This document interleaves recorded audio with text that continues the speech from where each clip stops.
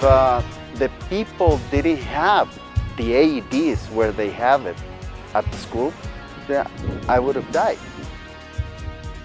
I was born in Leadville, Colorado.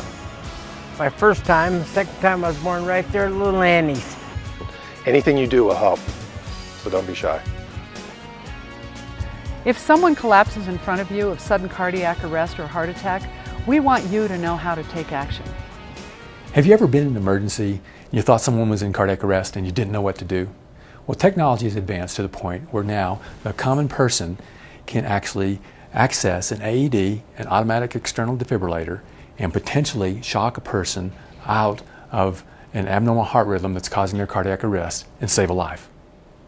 Well, what we're really concerned about when we see someone collapse in front of us are there are many patients that have cardiac arrest that we as community members, as medical professionals, can actually do something about.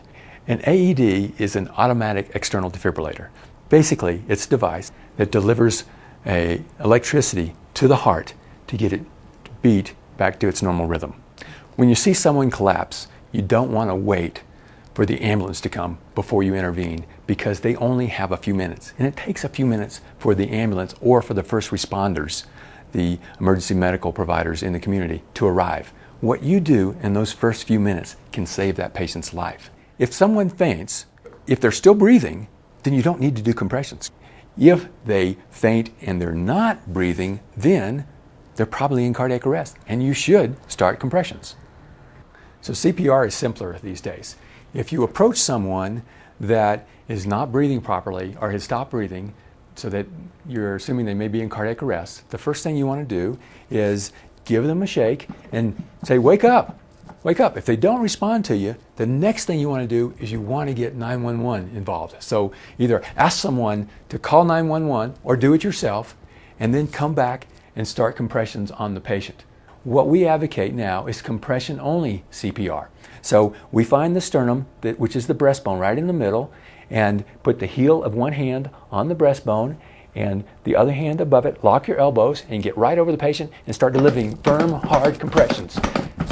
So if you have an AED available or one shows up, you can stop compressions and use the AED to analyze the person's heart rhythm to see if the AED can shock them back into a normal rhythm. It's very easy to use. No one should be afraid to use it.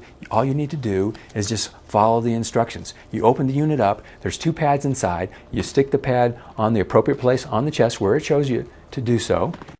And so if it says push to shock, you go ahead and you see it says shock on here, you push the button. It delivers the shock to the patient. If the person is dead in cardiac arrest and you shock them, you can't hurt them because they're already dead. If the patient has a normal rhythm and they're alive, you can't hurt them either because the machine won't shock them. When you give them a shock, the amount of current and voltage that you're using is not enough to cause any harm to the patient. It's just enough to reset the heart's rhythm. So I was playing that nasty left-hander, Tom Letty, and he was pushing me hard, and I remember going to my knees. I don't remember anything else. What happened after that?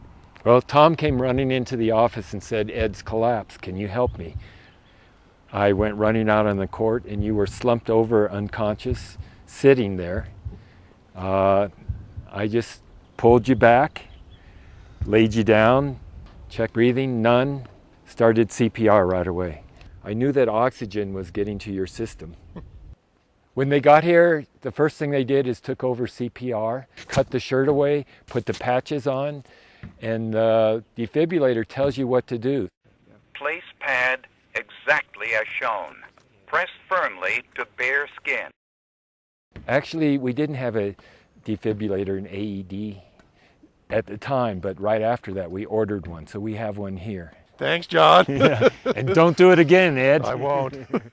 Well, the date that I had my cardiac arrest, that was March 15th of 2011.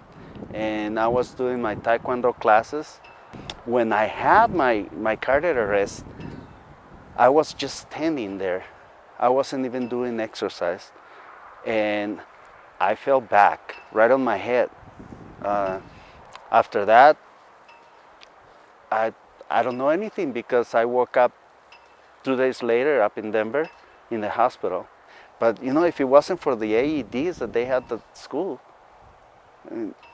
I wouldn't be here. My wife and I came to Little Annie's for dinner. I ordered dinner, I ate dinner apparently. Next thing I know, I woke up in the hospital in Denver.